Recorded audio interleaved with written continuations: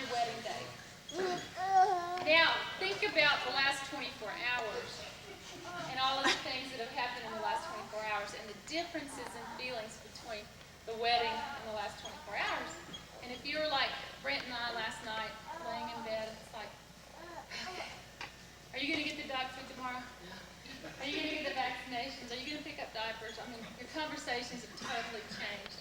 And that's one of the reasons that we wanted to have the speaker tonight, because we wanted to figure out how do you make time for yourselves now? And how do you keep working on your kids, but also working on your marriage? Because it's a challenge. And in thinking of that, the first person that came to mind automatically was Tuddi Bird, who Stephanie and I had heard speak before. And she's a wonderful person. She's a mother of 2 and a grandmother of 4, and she's been married 54 years.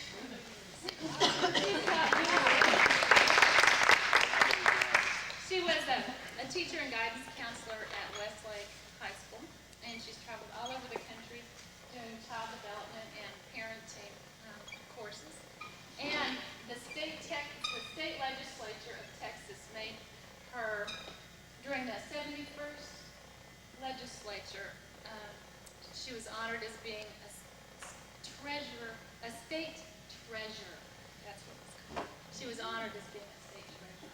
So she's wonderful. So this is Miss Tuddi Bird.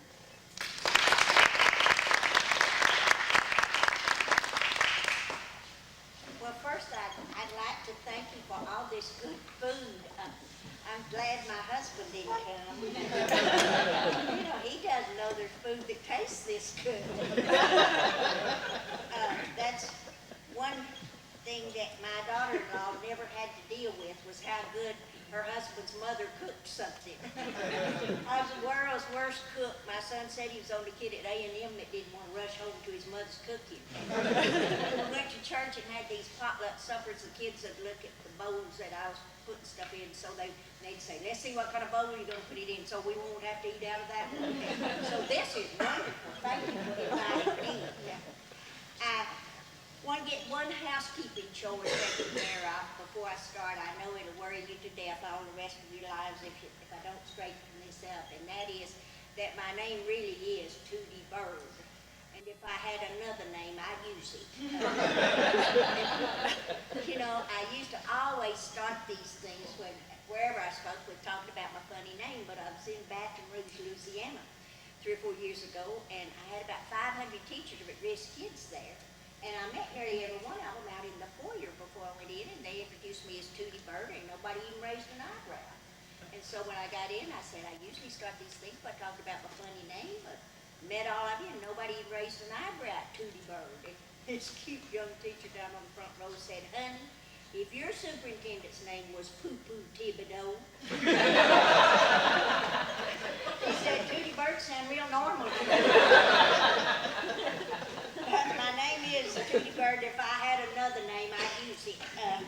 I may be the only person in the world that likes to get an answering service when I call somewhere for the first time, because otherwise I call and the secretary will answer. And I'll say, may I speak to Mrs. Johnson? And she always says, may I say who's calling? I say, Tuddi Bird. And there's this dead silence. And then she says, I beg your pardon. I say, Tuddi Bird. And then always the next question is that your real name?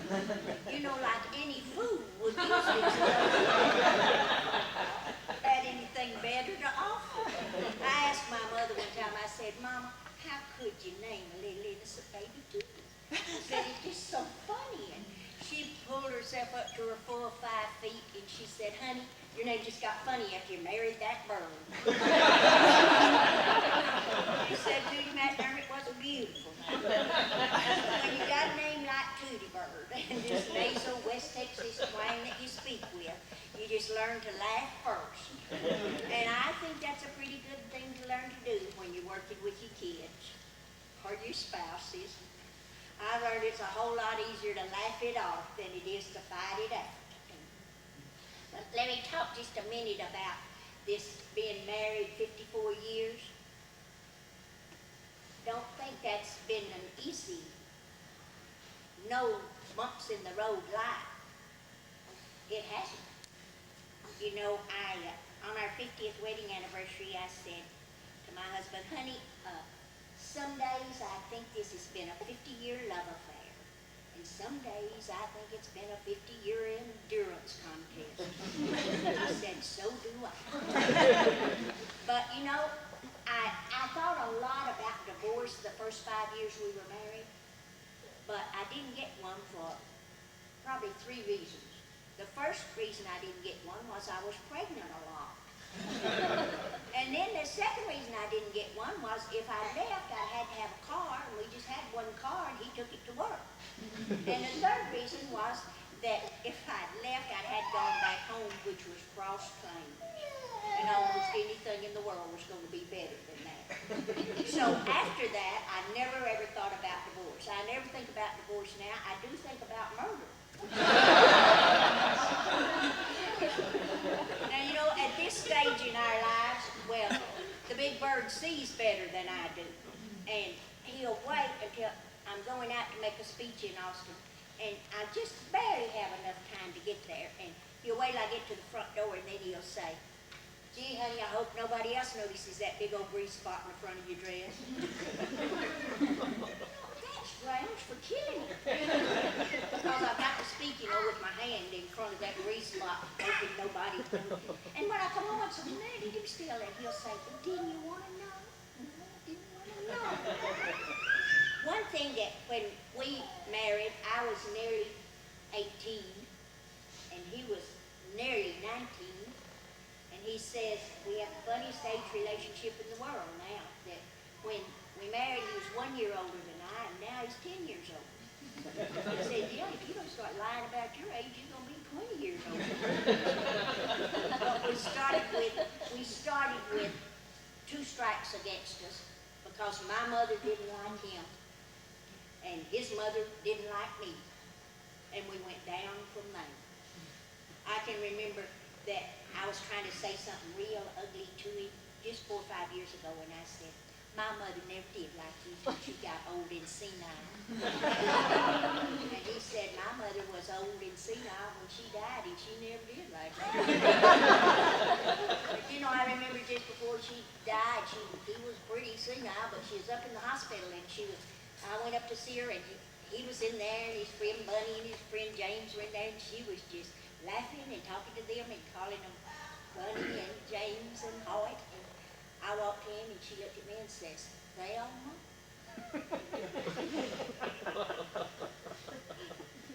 And Hoyt said, oh, Mother, this is Tuddi. And she said, ooh. I said, shut up, you fool. I was better off when I was Thelma. But you know, one thing that she did for me that's great, I'm the world's best mother-in-law. I know all the things not to do.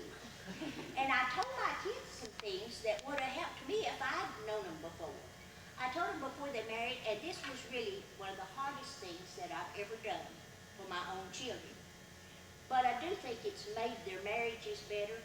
I said, I want to tell you that if things get really bad, you can come back to our house. But in the meantime, you'll have a million little fusses, and I don't need to know. I said, you'll get over that. You'll kiss and make up in an hour, or a day, or a week, and it'll all be forgotten. And you'll go on, and it'll be wonderful. If you call and tell me, I'll hate that sorry SOB the rest of his life, because it made my baby unhappy. And then I said the other thing that was, and this was really hard for me, I said, I hope you'll talk about wanting to come back and visit your parents, but I don't want you to talk about coming home. I want you to think about home being wherever you're living with who you're married to. Because as long as you think of home being somewhere else, I think you never quite break away and establish that this is what it's all about. Right here, that these are fringe benefits that we have with our parents and with our brothers and sisters, and even with our friends. Because home where the heart is. Of course, the heart encompasses a lot of things, but the real love is here. And I think as long as we remember that, that's a pretty good basis for what we do. You know, this is a really unique opportunity for me to see fathers here with mothers. You know, we've got all these preschool mothers groups everywhere, and I've never seen any fathers. And I go to PTA meetings and have for 40 years, and there'll be a room full of mothers and 3 or 4 fathers. I did a workshop on handling grief the other night out in Hill Country because they'd had these 2 deaths of these kids that had all these mothers and no father. This is unique and it is wonderful that you're here as a couple, because I think that's an important thing for you to remember, that you are a couple first and hopefully you're going to be a couple last. And that these babies, these children that we have, are just gifts that we have for 18 or 20 years. And then they're gone. And you are a couple here, and you're hopefully a couple when they're gone. And if you get too tied up and too involved as parents, so that you devote all your time and your energy to your children, you may find when they leave you've got an empty nest that you're living in with somebody you don't know very well and you don't like much at all.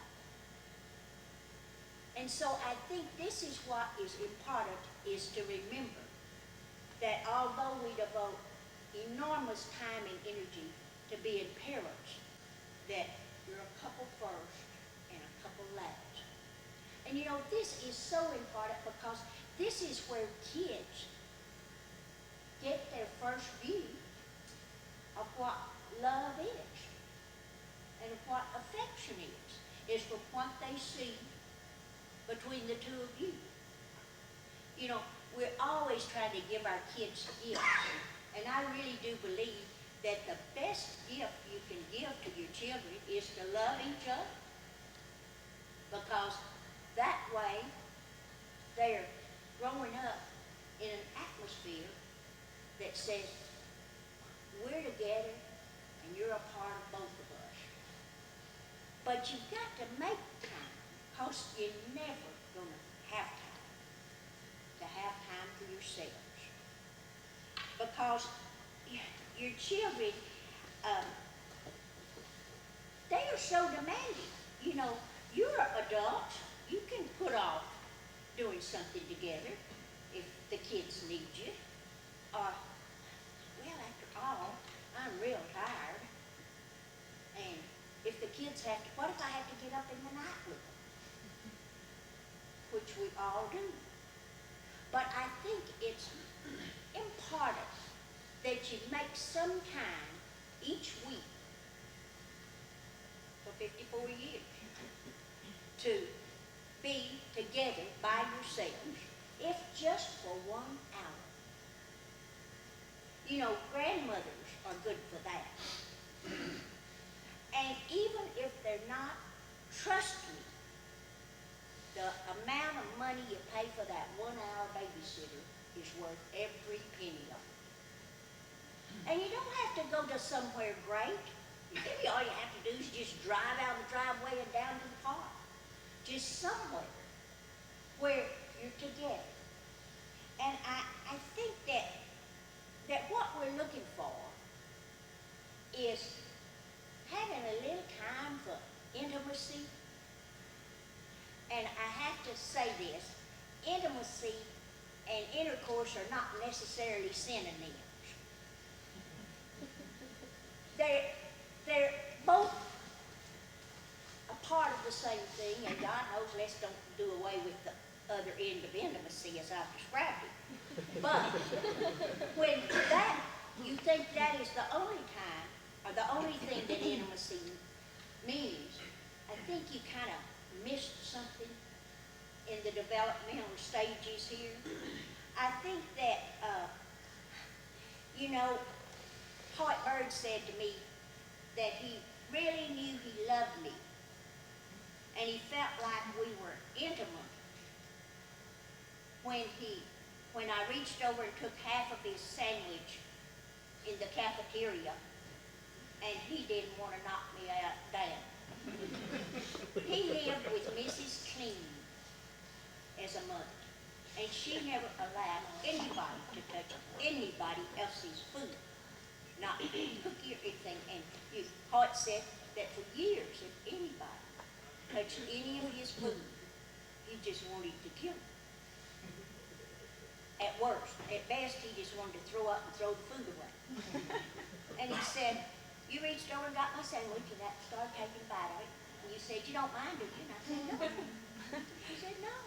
He said, I thought, I'm bound to love this woman. Because this is intimacy. And then with my kids, I can remember Judy said, you know, I always wanted to look as good as I could after a hard day at home before he got in. And I can remember Judy, in Little League, she always told Alan everything. She is 22 months older than he was. And he didn't know he could talk till she started school. Because everything he started to say, she said, shut up, Alan, I'll tell you. Always probably better, but anyway, I could hear, she just told him everything, you know, and I heard her say one day, she was about 4, I guess, Dad's gonna be home in a minute. Mom's putting her lipstick on. You know, they notice these things. They notice these things, and it's kind of and I did. Boy, I don't care what was going on. I tried to get that lipstick on because I think you can get back in there anything. One thing I have learned though, since I've gotten older, is if you never have looked like Miss America, when you get old and wrinkled, you don't look that much worse. But I tell you what you do need, you need to smell better. But then, you know, when I knew that, when I knew what intimacy was, almost from the first, when we argued and we just argue about stuff. And when we decided, well, let's go to sleep on this. And we're going to talk about it in the morning. And the next morning, I'd be on his side and he'd be on mine. And we'd have an argument from a different angle. And I thought, this is almost too much of intimacy here. We've switched on each other. But I watch when I travel a lot, and I always watch in airports and in malls and so forth to look for intimacy, because I think it's such an important part of a good marriage. And I think I was telling this story when I was over at doing this thing for the Mothers Club one time, but I kept watching. I tried to come in a lot on Fridays, and I kept watching this same man get off the plane every Friday. And he'd get off, and here'd be his wife, and she had these 2 little kids that could walk around, and this baby. And they'd just be right up there, all 4 of them, waiting for him to get off. He'd get off the plane, and these little kids would run as fast as they could. One get one leg, one get the other, and they'd be pulling on him and jerking, and she'd have this baby, and the baby would be trying to get to him, and he'd say, wait, remember, darling first, and he'd reach over and kiss her, and then pick up the kids. And I watched that for a whole year. You know, it wasn't every Friday, but whenever he always came in from some job on Friday. And I thought, yee, gosh, what wife wouldn't want to be there every Friday? Because the little boy, who was the oldest of the 3 kids, got where he'd say to his sister, darling first. And I thought, you know, this is intimacy. And this is little stuff that makes a difference. And then, you know, I was in Penny's one night, and this couple was in there, and they were looking at work jackets, you know, Levi work jackets. And right in the middle of looking at them, where she walks over and gets this dress shirt that's blue. And she says, let's get a cheaper work jacket because you have to have this shirt. He said, why? And she said, because it just matches your eyes. Well, he just bought that old cheap work jacket in a minute. Took that. But I thought, they know about each other. might make the other one feel better. Because they really believed it. And then I think this one was Dylan's. I was in there one night, this woman was obviously 8 months pregnant. And she was stumbling around, could hardly stand up, and she was looking through these baby things, and her husband walked up behind her and put her hair back behind her ears, and leaned over, and I heard him say, "You have always had the prettiest hair, and these lights shining on you are wonderful." And I thought, my God, here she is wanting to think if she looked like a barrel, which she did. And he had managed to find something that looked really great, that she could buy into. He didn't need to tell her she looked like Julia Roberts at that time. She knew that was right. But this was something special. And I think those intimate things are things that are not ever written in books. And you don't have them much in workshops, I've found. And still, they're the things that kind of glue us together. And when I was in this market, and these two brothers, one of them they were brothers, you could tell the way they were pushing each other around. They were grown men. And one of them was obviously the preppy brother, and the other one was the hippie brother. And they were getting these groceries. And this one hippie one said, he was getting these flowers, and he was picking them out of the basket, one flower at a time, and putting them together. And his brother was standing there, and he was saying, "Come on, come on." And this hippie guy said, my baby likes flowers. And he said, "We got these steaks, and we've already got them and paid for them. They're expensive. We've got to get home so we can cook them." And he said, "I sometimes think my baby likes flowers better than steaks." And this other brother said, "Come on, I've had it with you." So he said, "Just let me pay for the flowers." And then he walked over there and he said to this girl who's going to pay, he said, "I need some green paper and a ribbon." And I thought, I bet they could have bought cheaper steaks if they had. But I thought, this other guy's wife probably doesn't care that much. But this guy had figured out that his baby liked flowers. But these are just things that I think are important to us. And intimacy with your kids is important too. And you need to remember that we always want to do something great for our kids. But maybe it'd help you to know that your kids had just as soon hang around with you while you're working in the yard or washing the car as they would that you take them to the Dallas Cowboys football game. You have to weigh those things as what is it that the kid wants to do and what is it that Daddy thinks it'd be great for the kid to see. Remember that when you're going to try to be intimate with your kid, it's going to take time, just like with your spouse. And if you don't have time, don't start it. If you don't have a good hour and a half, don't ask a third grader about the movie she watched that afternoon when she got home. It'll take a good hour and a half if you're lucky. And if you don't have time to take an hour to walk a block with a 3-year-old, don't start. Because it'll take that long, because they'll watch for every crack, and if they find a cricket, it'll take 2 hours. Because they'll sit and wait for that cricket to jump, and they'll move when the cricket moves, and this kind of thing. But I learned this I was in high school. I was working with kids in high school when I learned that that's still important with high school kids. Because I said to this kid one day, came by and said, "Hi, Miss Bird, how are you?" And I said, "I'm fine, Jimmy, how are you?" And started in my office. And he walked in and got my arm and he said, "Do you want to know how I am or not?" He said, "If you don't want to know how I am, don't ask. If you don't have time to listen to me, don't ask. But when you say, 'How are you?' I think you want to know, and I think you ought to listen to me." And I thought, that doesn't stop when they start to school. You know, your little kids will keep pulling on you till you answer something. But we think they grow out of it. I don't think they do. I think that's with big kids. You know, we talk about having discussions with them. Well, you know what a discussion is? Two people talking. And usually we say, tell me what happened at that party. And when they do, that's the end of the discussion. It becomes a monologue.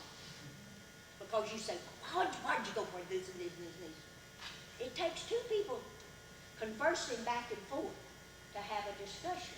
And that's pretty important.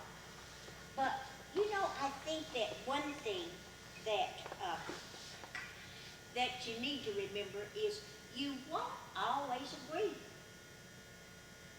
on how to raise your children. And that is almost a given. But I tell you what, you need to fight out your disagreements about them in private and present a united front in front of the kids. Because kids are the smartest people in the world. It doesn't take them any time to learn how to picture against each other. And I think that one of the saddest and still the most rewarding thing that I ever saw was when I was counseling at Westlake, I had this kid that had a really bad drug problem. And he was an only child, and his mother and dad had done everything to work with him on this. We'd had him to every psychiatrist that you can imagine. And I saw him about once a week, and they always came in, the three of them.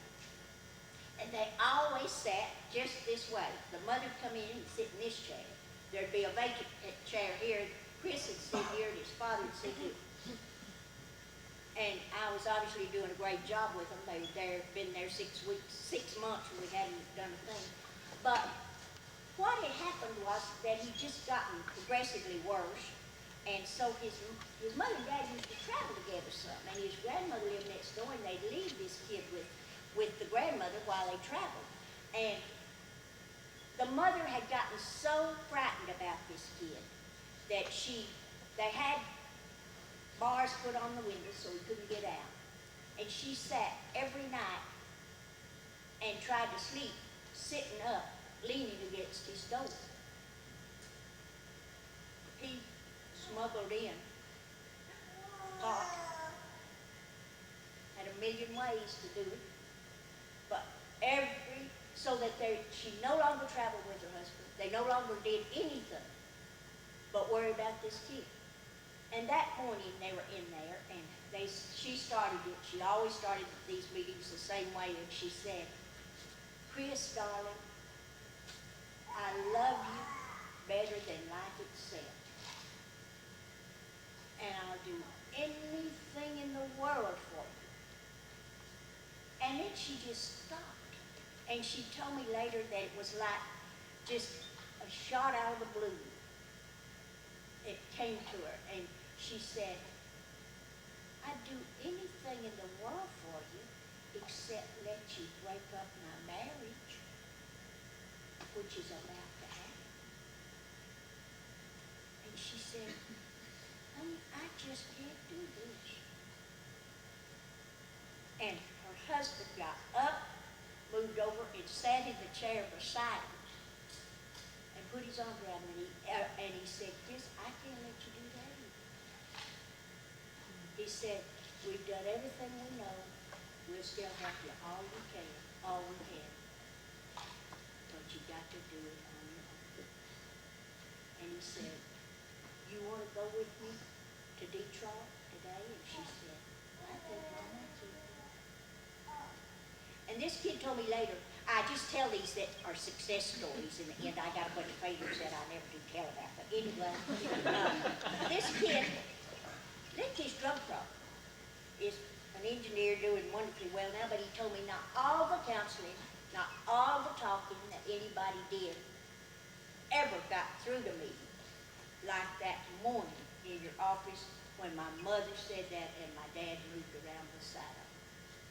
He said, I thought, I have really made him move a good thing.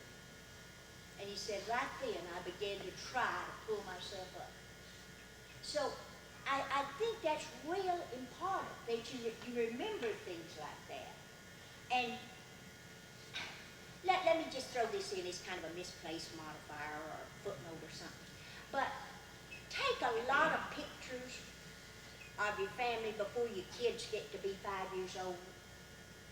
Because anytime you find a picture of a mother and a father and little kids that are all 5 years old or less, they're happy pictures. You know, the mother and the father are happy to be together, and they're happy to have these little kids, and the little kids are smiling and they're happy. Get a lot of those pictures made and keep them. You're going to need them when your kids get to be teenagers.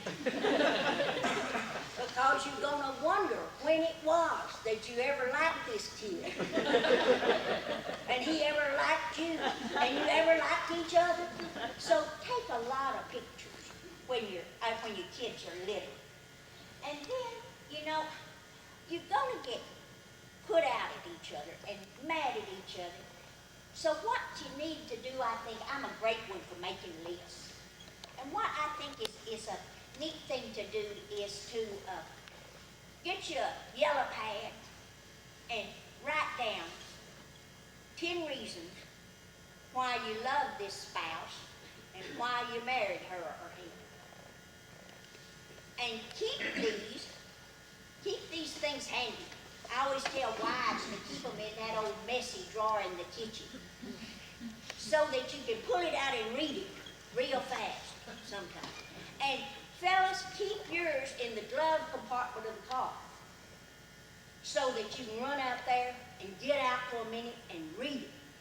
Because there are bound to be things that are good about that person. You just can't think what they are at the time you do it. I find that works a lot better than this old thing that we used to be, everybody used to tell us to do was, you need to communicate. You need to just say, now let's take this evening and you tell me one thing about me that really irritates you. And I'll tell you one thing about you that really irritates me. Now you got to have a skin like an alligator. You know, I believe the biggest fight we ever had was over something like that. I thought it up, you know. I said, I must have read it somewhere. I said, we were just having a pretty good argument anyway, and I said, I tell you what, let's go ahead and eat and get the kids to bed, and then let's start this. And you can start. You tell me one thing that I do that really bothers you. Well, I never got to my part that I did. Because he said to me, the thing that you do that really irritates me is to nag about me putting my clothes up. And I said, nag.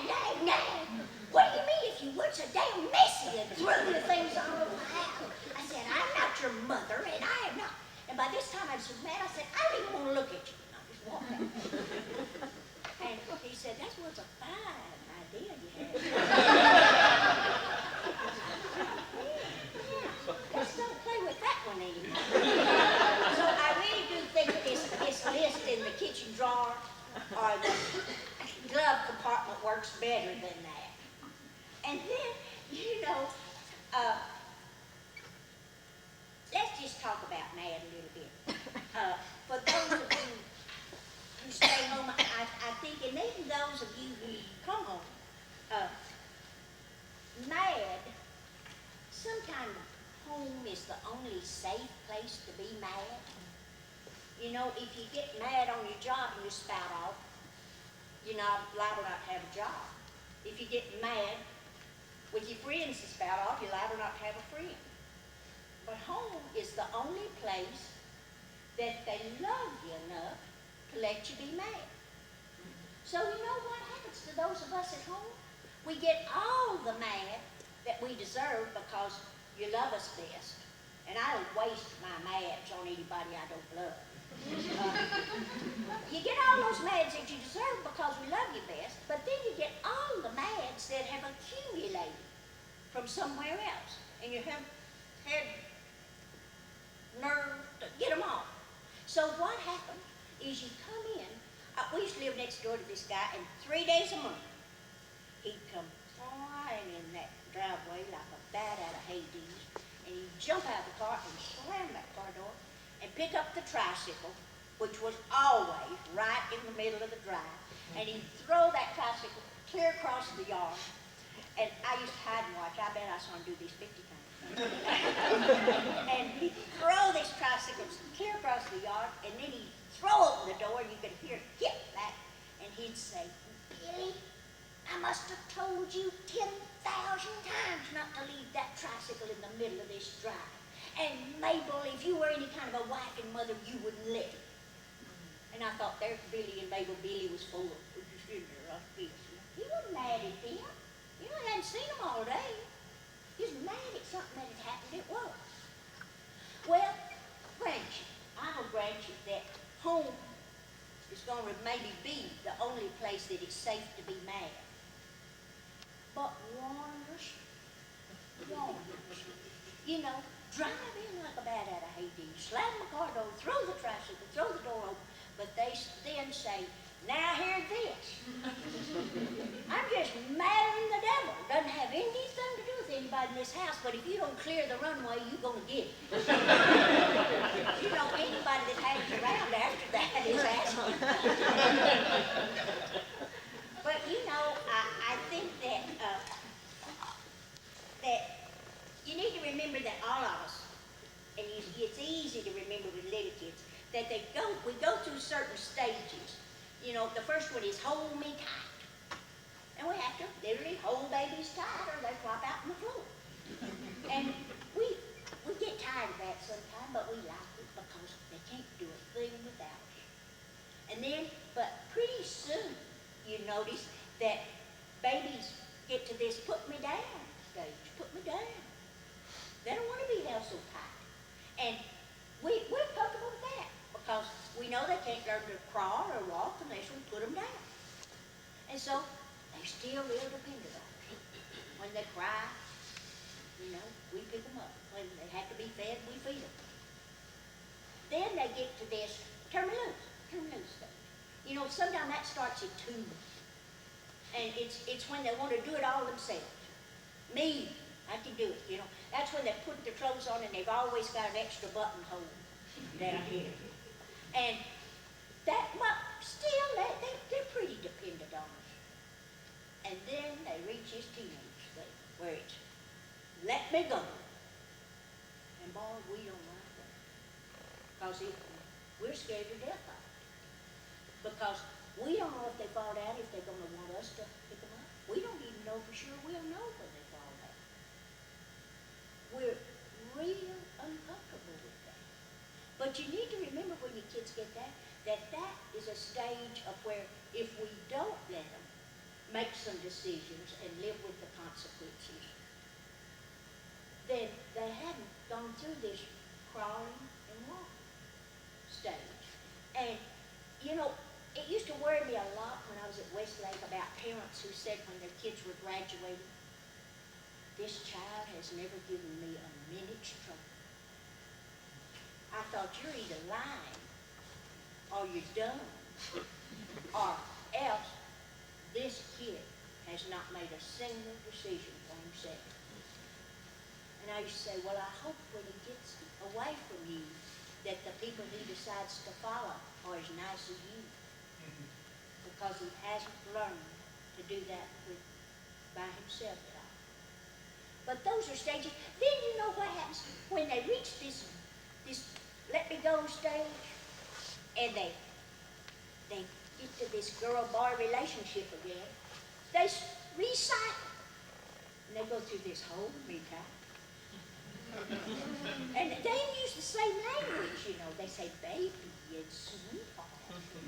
I was down, my oldest grandson I was down at their house one Christmas, and I went by his door and I stopped to listen. I could hear him talking in there, and he was doing all this baby stuff, and I thought, oh, I hope he has a baby in there. And he did. She was about 16.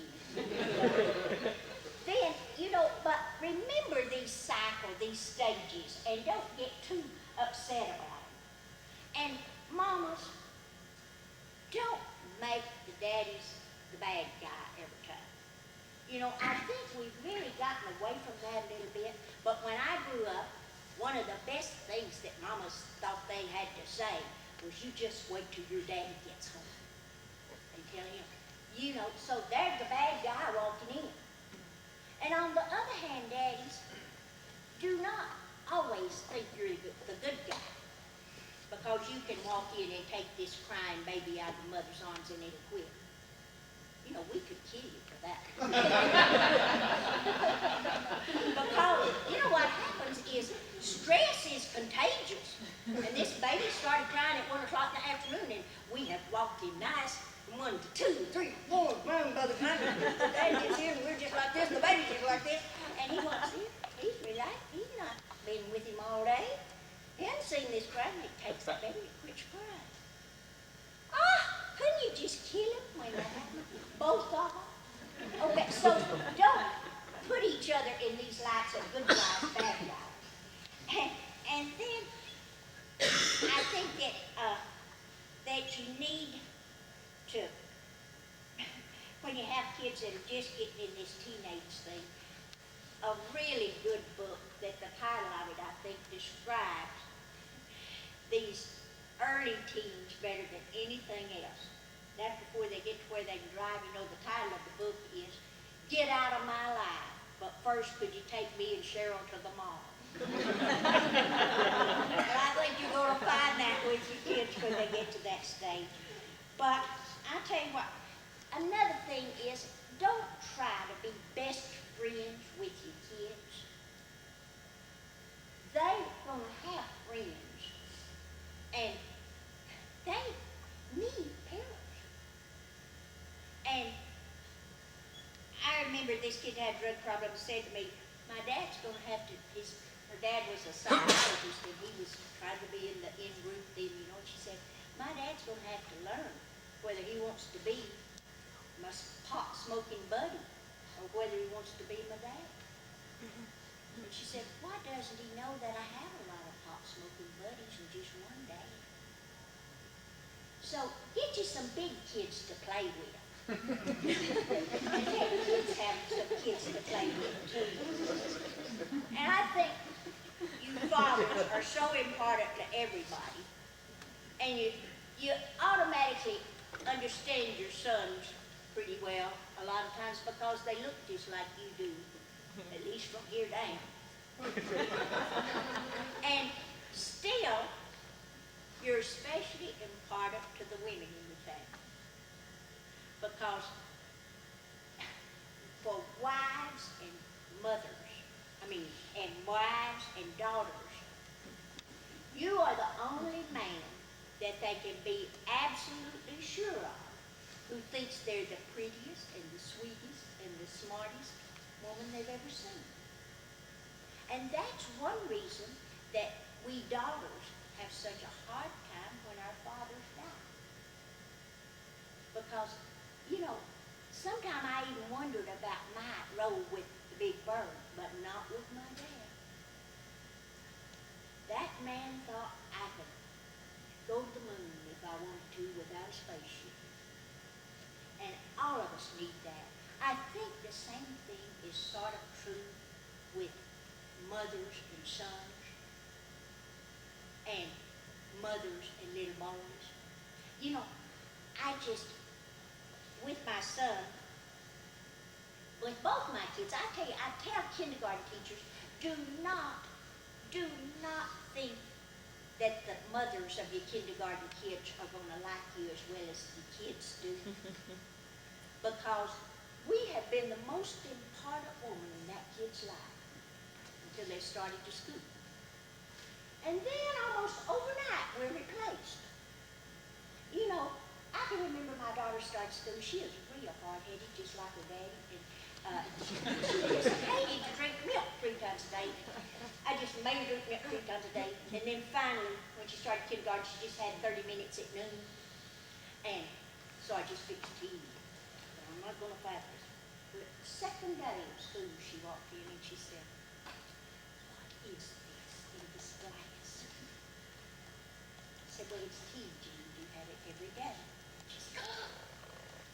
My teacher, Mrs. Jones, says that grown children should have milk. Like I was trying to poison him. And then Al was a slower learner. It took him a whole week. But on Friday he said, Mama, I wish you looked more like my teacher, Mrs. Pennell. Well, how Mrs. Pennell looked then about like I do now. And I was young and cute. I just hate that big old fat boy. So I think that those are things that we need to know about each other. And just some quick things. Don't keep score. Don't say, I did this for you, then she ought to do this for me. He ought to do this for me because I did this. Don't keep score. Don't pout. Don't pout. Pout is a wonderful weapon if you can keep it. You know, I try, my sister's a master pouter. You can't imagine the stuff she does pouting. But I never was a good pouter because I think of, every time I tried to pout, I'd think of 50 things I wanted to tell her, and they'd all be funny. And sometimes I'd say, I'm really mad, and I'm trying to pout, but I want to tell you these funny things, but that doesn't mean I'm not mad. So don't pout. It's not worth it. And then try to learn to love unconditionally. You know, I learned to love everybody, but the people in my family I love, and I love them unconditionally. In my life, there are no more, I love you bunch, or I'll love you inch, or if you love me, use. It's just a pure and simple, I love you. You know, I said to my kids, I hope they're saying to theirs, I love you, take it, it's a gift. You don't have to earn it with good looks or good grades or even good behavior, because nothing you ever do or say is going to make me love you any less, or any more. I said, do not be misled. This does not mean I'm going to like everything you do. It does not mean I'm not going to draw some boundaries and hold to them. It does not even mean that I may not shake you while I hug you. But I love you. You don't ever have to worry about losing me. And I say that to the big bird pretty much. Where I used to be with you is I love you but. Or I'd love you is, but now I just love you. You're kind of a rascal, but I just love you. I hope you've reached that point because it's done a whole lot for me. And then have a little fun together. Laugh it off. And remember, you're a couple first and a couple last. Thank you very much.